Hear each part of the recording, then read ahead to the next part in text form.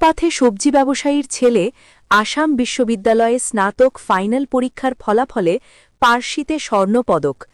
গরিব পরিবারের ছেলের এ সাফল্যে আলগাপুরে খুশির জোয়ার বইছে।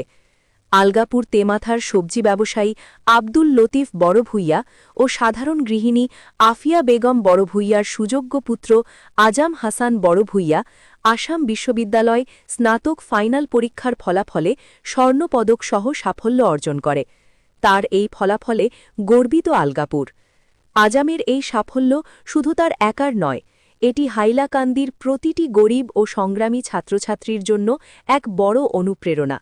তার জীবন বলে দেয়, অভাব থাকলেও ইচ্ছা, পরিশ্রম আর বাবা মায়ের দোয়া থাকলে সাফল্য আসবেই। আজম Hasan Barbhuiya gold medal in BA Persian for the year 2024 from Sri Kishan Sharada College and merit prize winner.